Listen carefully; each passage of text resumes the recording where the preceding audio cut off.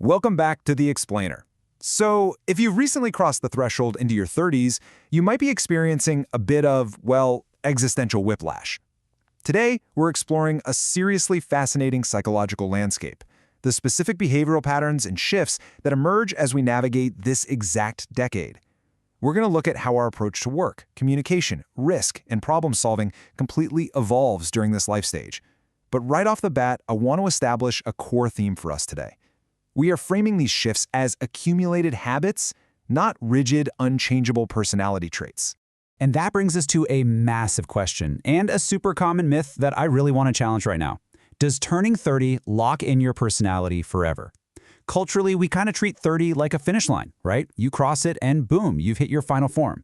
But here's an incredibly exciting discovery from modern longitudinal research. Turning 30 or 31 absolutely does not permanently cement who you are. Your personality traits are both stable and changeable across your entire lifespan. So if we aren't locking in our final form, what exactly is going on with us? Here is our roadmap for today's Explainer. We'll be covering the early 30s shift, optimizing how we work, strategic problem solving, the communication default, the responsibility ripple effect, and finally, why habits are not destiny. Let's dive right into part 1, the early 30s shift. It's really essential to understand that the changes we feel in our early 30s aren't psychological diagnoses based on our birth date, not at all. They're actually pattern-based behaviors built on the simple fact that we've been adults for a full decade now. There's this fundamentally flawed mentality that assumes, well, I'm 31, therefore I'm just this type of person. The reality, backed by research, is quite different. By 31, you've accumulated enough repeated experiences that certain responses have simply become automatic. You aren't becoming a fundamentally different, inflexible person, you're just reacting from a much deeper well of experience. Think about it like a hot stove. You've touched it enough times that your hand automatically recoils before you even get close. You don't need to overthink the stove anymore. Your body just knows. Moving right along to section 2, optimizing how we work. By your early 30s, you've likely gathered enough actual work experience to recognize which approaches repeatedly work and which ones are just an absolute waste of time. Back in our 20s, we might tackle a brand new problem by diving in and doing everything from scratch. It's a pure hustle. But eventually, we grow deeply impatient with inefficient processes. We naturally shift toward optimizing recurring tasks. Instead of manually doing the math every single month, you spend an hour building a master spreadsheet template. You set up email filters. You create shortcuts. When something repeatedly causes friction, your brain stops just fixing the immediate issue and automatically asks, okay, how can I prevent this from ever happening again? Our focus evolves from merely surviving our to-do list to intelligently optimizing our entire workflow. Next up, Section 3, Strategic Problem Solving. That exact same accumulated experience completely rewires how we handle problems, risks, and uncertainty. Adulthood generally trends toward greater psychological maturity, and that dramatically changes our knee-jerk reactions when things go sideways. Earlier in our adult lives, a sudden crisis might prompt this highly emotional response, "Why is this happening to me?" It feels super personal. But later on, the pattern shifts to a much calmer, almost detective-like approach. Okay, what's causing it, and what can I do about it? And honestly, this is a major relief. You'll notice a distinct shift away from exhausting emotional troubleshooting toward a mature, concrete search for actionable solutions. You literally just become more selective about which problems actually deserve your emotional energy. Our reaction to uncertainty practically evolves into an adaptive trait. We learn to distinguish between uncertainties that are genuinely dangerous and those that are just, temporarily uncomfortable. When a situation is unclear, our new automatic response is to investigate. We compare our options, form a working conclusion, take action, and then revise if we need to. We gather the crucial information before we act, and really, when you think about it, this mental shift is essentially a brilliant defense mechanism to protect your limited energy from being wasted on reckless mistakes. But, fair warning, there is a massive trap here. Research can easily become a substitute for actually deciding. We have all been there. You find yourself spending 3 weeks reading deep-dive Reddit reviews and watching 10-minute unboxing videos just to buy a toaster. Getting caught up in the comfort of investigating can morph into full-blown analysis paralysis. It becomes this cozy little way to avoid the pressure of actually making a choice. Another downside of this fierce self-reliance is that we become so used to solving things on our own that we needlessly delay asking for help when we are genuinely stuck. And this directly impacts how we view risk. You don't necessarily become less ambitious in your early 30s, but you absolutely become more calculated. The wild ambition of your 20s, where let's try it meant jumping out of an airplane and trying to build the parachute on the way down, matures into let's test this before committing fully. The core question transforms from what's the opportunity to what's the opportunity versus the cost. We begin to heavily favor reversible experiments over massive, irreversible decisions. It's calculated precision replacing reckless abandon. All right, Section 4, the communication default.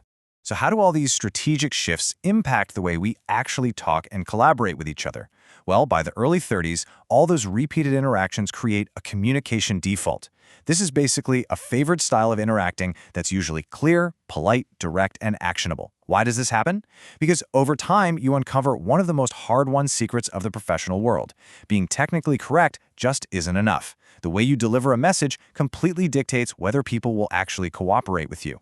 This leads to a truly fascinating daily habit: mental editing. We shift from simply blurting out, "What do I want to say?" to pausing, taking a deep breath, and asking, "Okay, how can I say this without sounding rude?"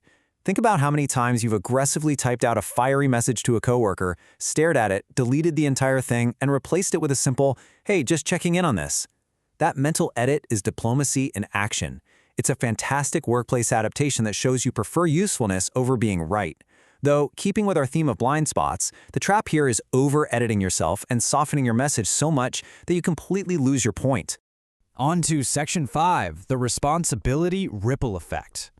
A key hallmark of this exact life stage is that our choices simply stop existing in a vacuum. Everything becomes connected. This is a profound and sometimes pretty jarring pattern called responsibility accumulation. It's that phase where completely separate areas of your life start interacting strongly with one another.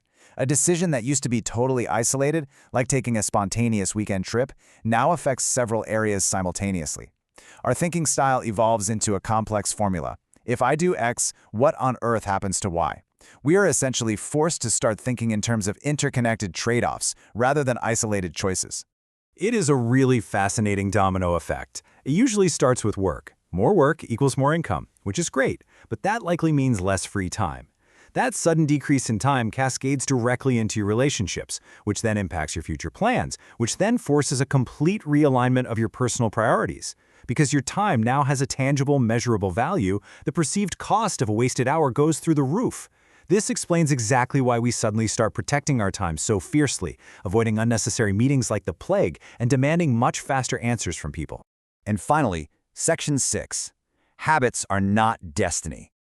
Bringing this all together, we really must remember the most important takeaway from this explainer. These behavioral patterns might be automatic, but they are absolutely not permanent. Every new superpower you develop comes with its own kryptonite.